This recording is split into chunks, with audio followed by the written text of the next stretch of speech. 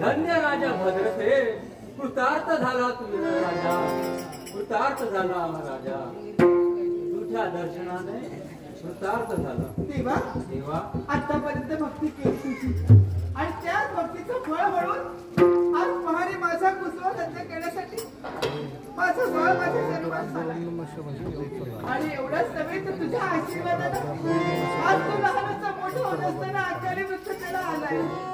मग माझा बाळ माझ्यापासून दूर गेला असेल तर आम्ही करावं तरी काय आणि जगावं तरी कुणासाठी? हा महाराणी, मुळी चिंता करू नकोस, कारण कळू लागल्या दिनापासून मी माझी भक्ती केला.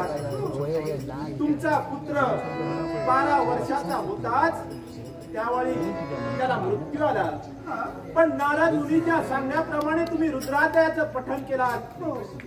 नारद मुनींनी तुम्हाला शब्द दिला की तुमच्या पुत्राचे प्राण नक्की परत मिळतील, पण यासाठी यावेळी हा तुमचा दयेचा देव तुमच्या पुत्राला जिवंत ठेवणार आहे. आमचं बाळ जिवंत होणार आहे, आमचं बाळ आम्हाला मिळणार आहे. निश्चिंत राहा यमराज, हे सारं घडवलं ते माझ्या भक्तांसाठी. यावेळी हा देव तुला हत्या करतोय.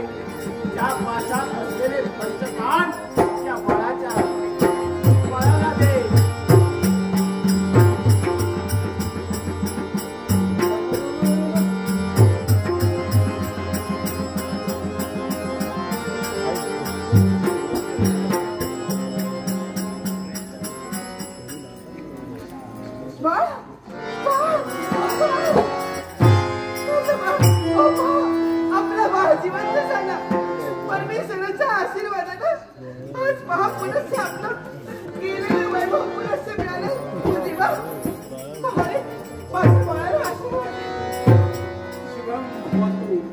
शुभम भवतु शुभम भवतु. महाराज, तुझं कर्तव्य झालं, तू तुझ्या कर्तव्यासाठी जाऊ शकतोस.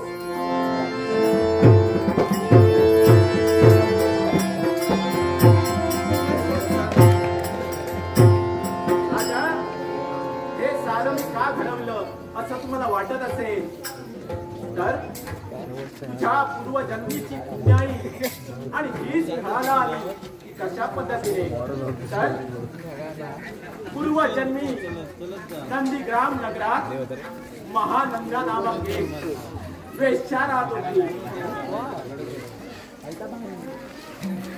भाऊ नाटक संपलेलं नाही तरी सर्वांनी जागेवर बसून राहायचे.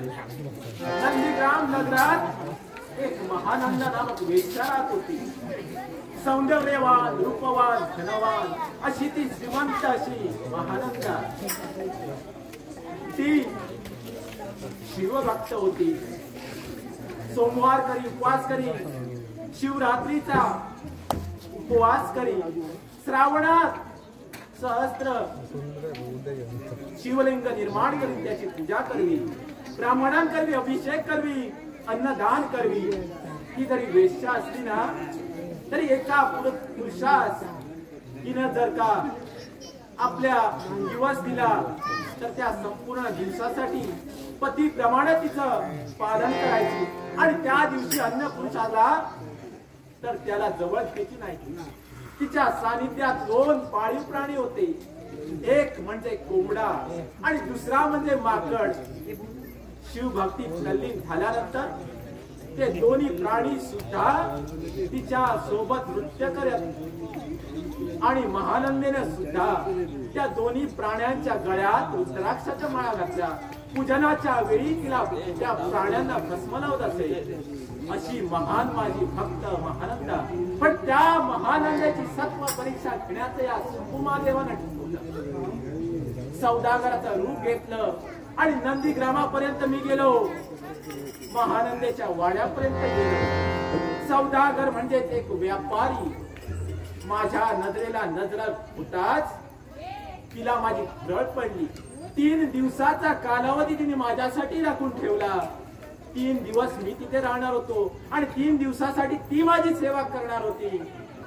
ठरल्याप्रमाणे मी तिथे पोहोचलो.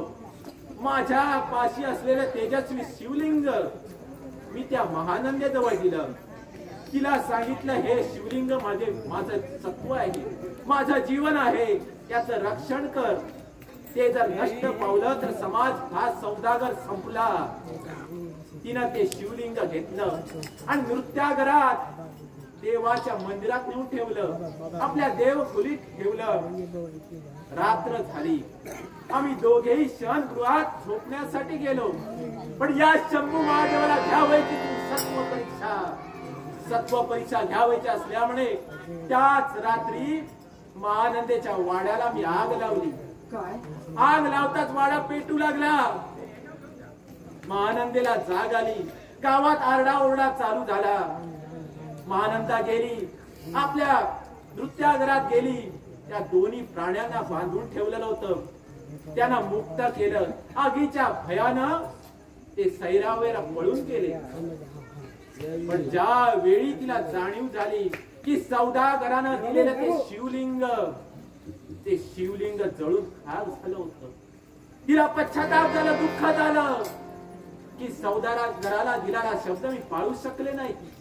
आणि त्याच दुःखातून तिने त्या आगीच्या डोहात स्वतःला संपवलं.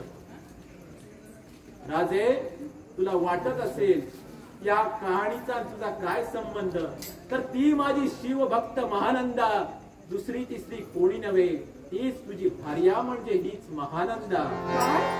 आणि तिच्या सानिध्यात असलेला तो कोंबडा, त्यावेळी त्याने शिवभक्ती केली म्हणूनच त्याला नरदेह प्राप्त झाला. आणि तो म्हणजे तुझा पुत्र सुधर्म. आणि राहिला तो माकड, माकडानं सुद्धा माझी भक्ती केल्या कारणानं तुझा प्रधान आणि त्याचा पुत्र म्हणजे तो तारक, तो माकड म्हणजेच तारक. आलं लक्षात?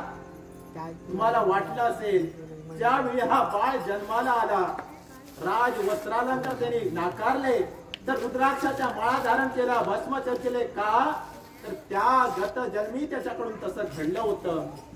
अरे 12 वर्षाचा काळ झाला आणि त्या मृत्यू आला. पण भक्ताच्या रक्षणासाठी मला हे नाट्य घडवा लागेल. मग हे माझ्या समस्त प्रिय भक्तगणांनो, तुम्हाला एकच यावेळी सांगेन, कलियुगाच्या ठिकाणी तुमच्यापाशी असंख्य संकट येतील. संकटाला घाबरू नका. या शंभू महादेवाची भक्ती करा. शिव लीलामृत ग्रंथाचं पारायण करा. हा विनायकपाणी नागभूषणा उमावरा डमरुकरा निळकंठा महेश्वरा महापुरुष आदी अनंत नावाने नटलेला हा तुमचा देव कोणत्या ना कोणत्या रूपानं तुमचं रक्षण करील रक्षण करील रक्षण करील.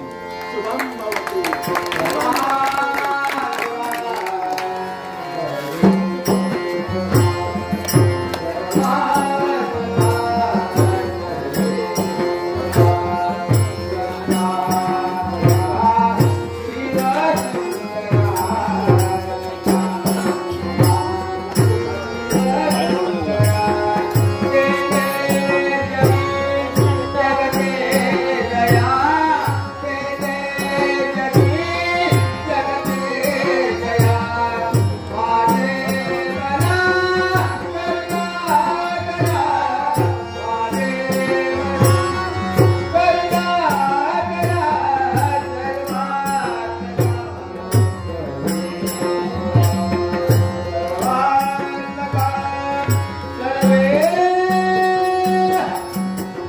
Shwara